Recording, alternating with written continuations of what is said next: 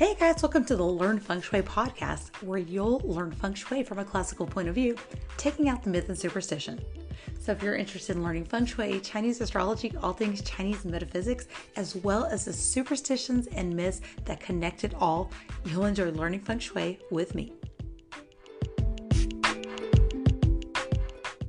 Hey guys, welcome to the Learn Feng Shui podcast, where ancient traditions meets modern living. I'm Candice Berlinga, certified Feng Shui practitioner and red ribbon professional with the International Feng Shui Guild. So we're here in April. It's a time of renewal.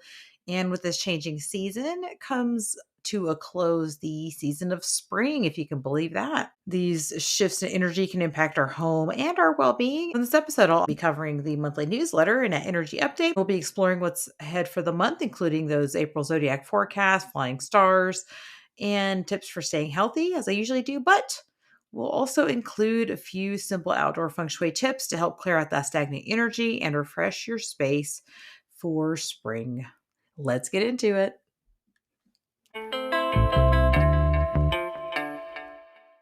All right, starting off, the month of the dragon begins April 4th. And that first solar cycle of energy, that little micro season, or the Jechi, starts April 4th and ends April 19th, called Clear and Bright. This marks the beginning of what is called Qingming Festival, or the Tomb Sweeping Festival, and it's time for honoring ancestors.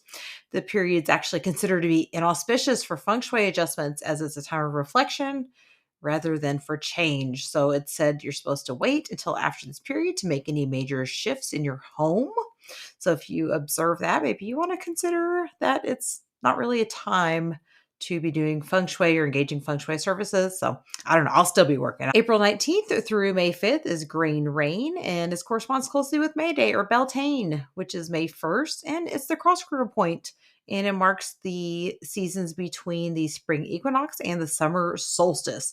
This is time we start getting more rain and the trees and plants start to sprout a lot more. I've noticed that already here in Texas. We have a little bit of an early spring, so it kind of depends on where you're at. Of course, Southern Hemisphere will be gearing up for cooler weather. This time of year, keeping healthy. You're supposed to keep your body moving and keep warm during this time. There's still a little bit of a chill in the air. Spring's a time where the yang energy is growing, and we don't want to do anything that damages the internal warming qi, according to asianmedicine.org. I'll link this in the show notes here. Something else to do during this solar term is to be active outdoors, get some more exercise. I'd like to get outside in my garden. It's time where I'll start putting my seedlings out. Remember, we're still in this wood phase, which represents the liver, and so you're supposed to keep your internal chi up by keeping your body moving. Remember that your exercise actually doesn't have to be very intense to be effective. A short walk, or like I just mentioned, some gardening will connect you with nature. It states that the abdomen is the location of many important internal organs. Likewise, it's the area where some of the most important channels of the body originate. And in Chinese, these vessels are said to be the origin of 3 branches. For this exercise, it says to rub hands vigorously together to warm them, and then place the warmed hands over your navel and slowly, with moderate pressure, rotate 50 times in one direction and then 50 times in the other direction. The exercise helps warm the center and expel cold, and is especially appropriate for patients who are cold and depleted, patients with clear nasal discharge, or seasonal allergies. So I'm going to try this for myself. I'm not even kidding. The flip side of this is to be cautious of patients with uprising liver yang patterns or patterns of internal wind. Clear and bright is also a time to guard against hypertension in patients who are prone to this condition. And these patients should certainly be counseled to get some exercise, as this is an effective adjunct therapy for hypertension. Get plenty of exercise, especially if you have high blood pressure. Going into the month of the metal dragon, we get the hexagram of unity. And of course, this is coming from the newsletter at learnfengshui.com, which will be linked in the show notes. I have a monthly newsletter there. If you have not checked that out yet, it has everything I talk about here. So when we're looking at the metal dragon, we get this hexagram of unity, and it's this hexagram of heaven and earth. So the unity hexagram reflects balance and harmony, strengthen relationships by reaching out. Whether through a message, call, or a shared meal, small intentional actions can foster a sense of peace and connection. So that's my tip for the month. Since it's this unity hexagram, try to make peace, make peace within your relationships, or just make a connection. We talked about clear and bright already, and the Chimpluping Festival. Weather trends, temperatures still fluctuating, and of course, rain in various states throughout the US, which is pretty typical for this time of year. Let's go ahead and look at those feng shui tips for outdoor spaces.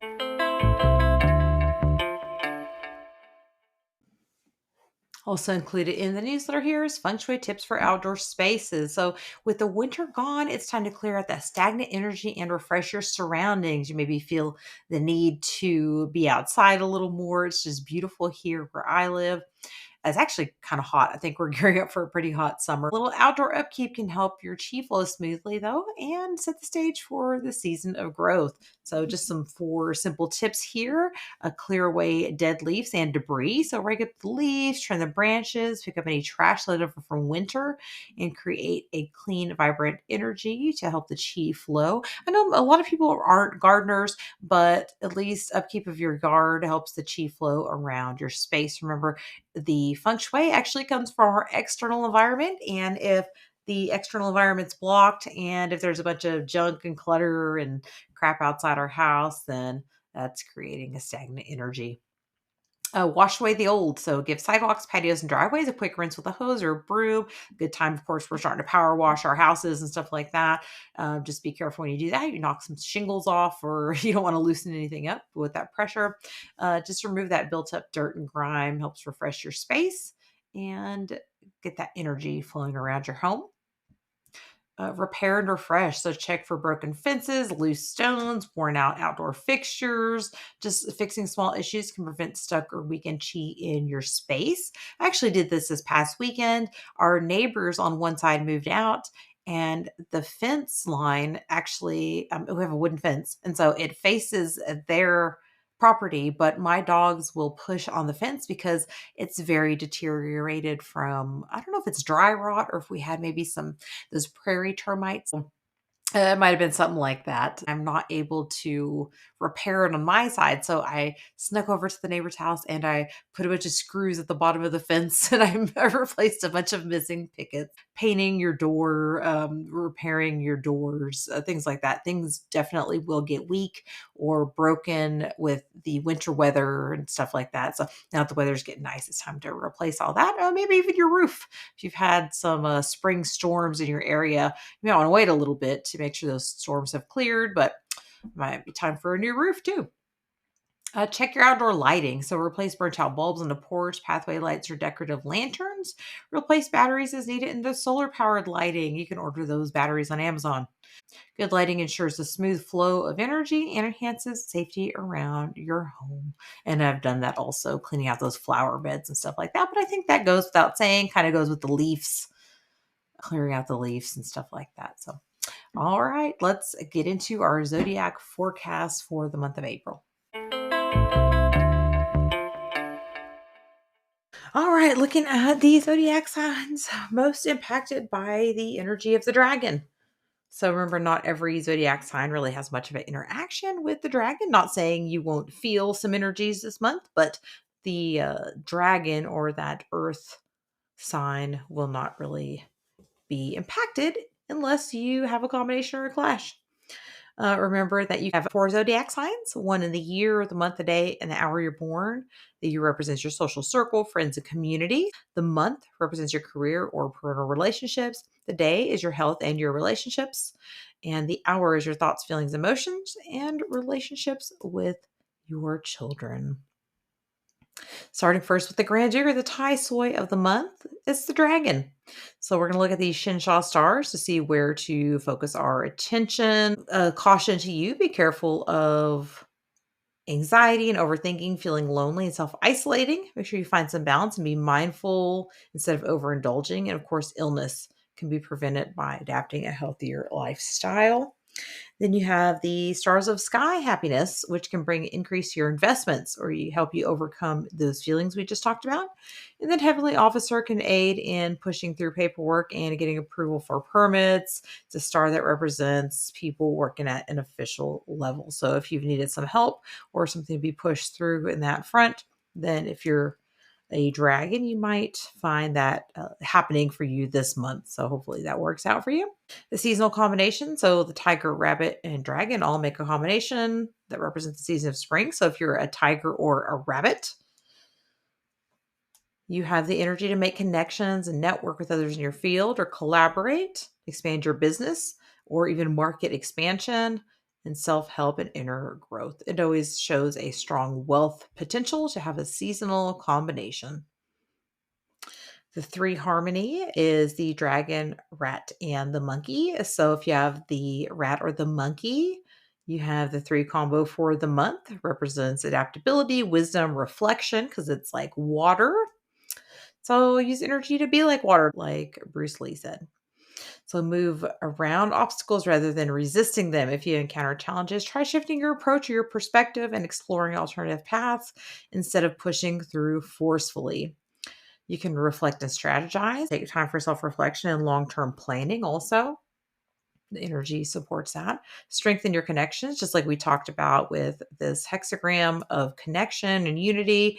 This energy supports communication. So reach out to people who inspire or support you, nurture your existing bonds, and try to stay open to forming new connections. The combo six, or the secret friend, is the rooster, which represents precision, action, and communication. Make sure you don't miscommunicate. Sometimes it's about just being louder than the others. So take the time to map out your big picture ideas, then break them into smaller, actionable tasks. Refine your skills. You can pick up an area of expertise you want to sharpen and commit to consistent practice. Speaking with confidence. So have an important conversation, pitch your ideas, or share your thoughts openly. And of course, organize your space or schedule something in and take an action. You can launch a project or make a life change. I'll have to consider that because I have a rooster. Clash, the dog. I also have a dog. So, what's in store for me this month? The dog clashes with the dragon in April.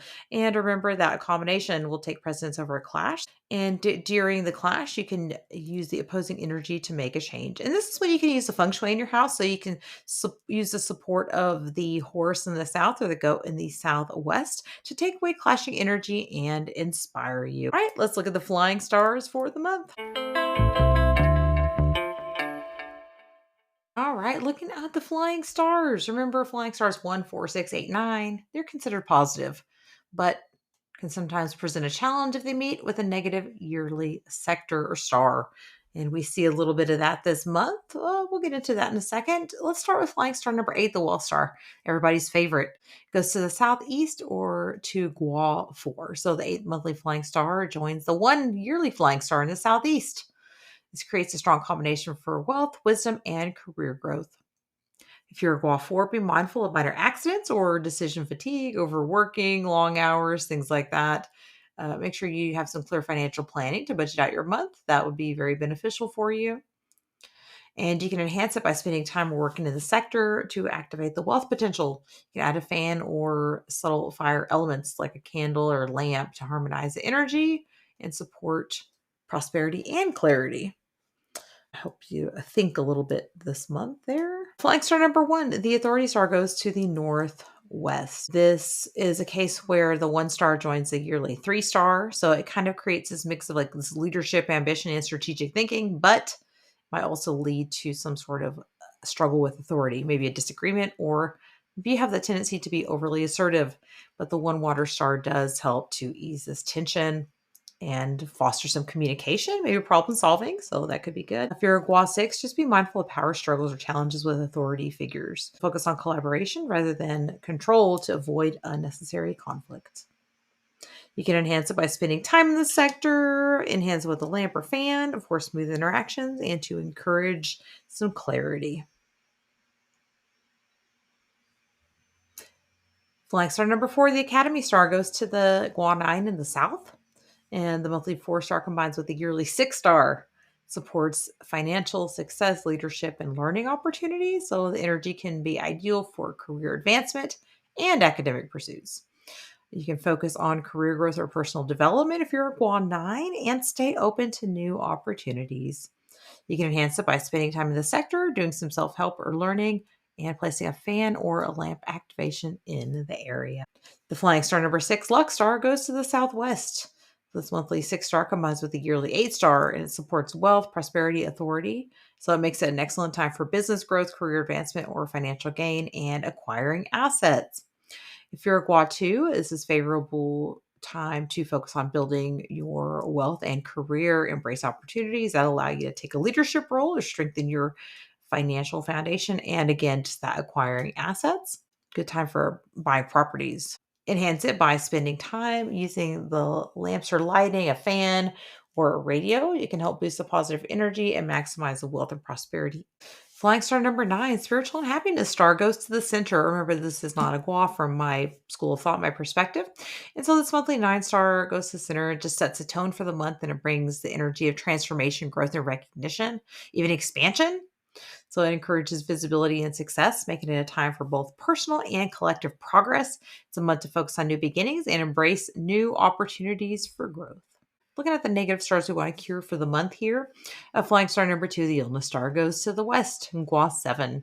The monthly 2-star joins the yearly 4-star. And so the 4-star supports learning and creativity, but the 2-star can bring fatigue, minor health concerns, and it might be related to stress. So if you're a Gua 7, prioritize rest and well-being, be mindful of overworking yourself, and maintain a balanced lifestyle.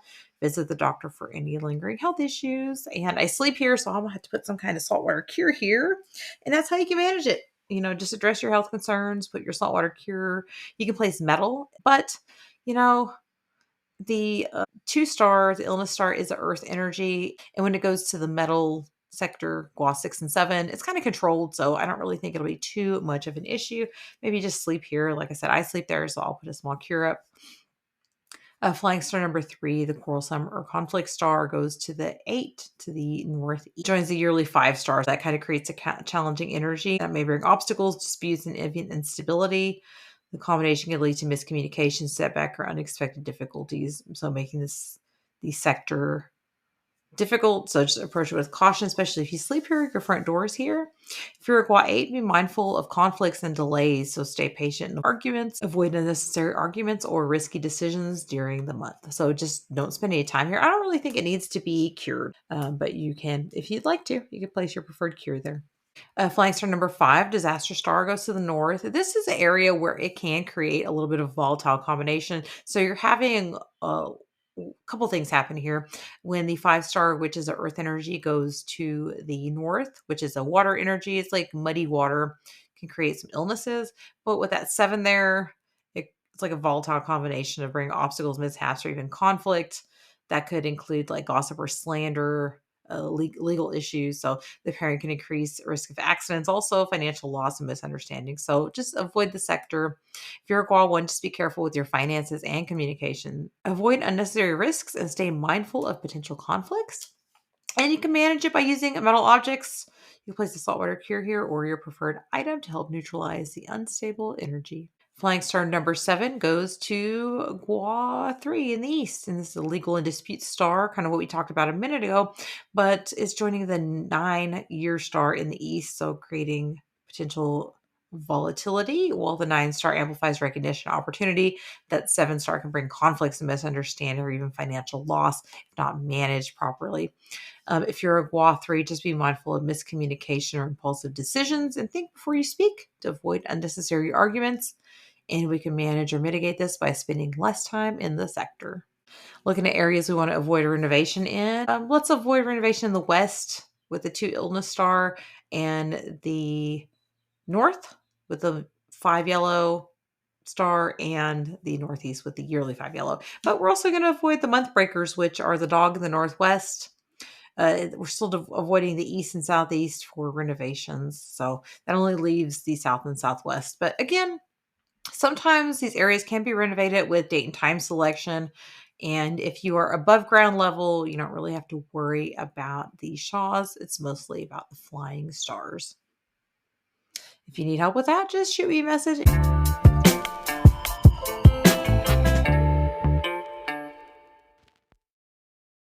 All right, guys. Well, that wraps it up for this episode. We covered those April Zodiac forecasts, flying stars, how to stay balanced and healthy as we transition, and those few Feng Shui tips for the outdoors or refreshing your outdoor space. and clearing away that lingering winter energy. So I hope these insights were helpful to help you make the most of the month ahead. Thanks for listening. I always appreciate a review on whatever platform you listen on. Of course, if you need any help with your floor plan, just shoot me a message. Well, I'll catch you guys next week where I'll be talking about the taboos and do's and don'ts of Qingming or Tomb Sweeping Festival and some simple ways to honor your ancestors. I'll catch you guys next week. Bye. For a free energy mapping of your floor plan, please check the link in the show notes. To support today's podcast, go to learnfengshui.com, sign up for emails, leave a review, and share with your family and friends.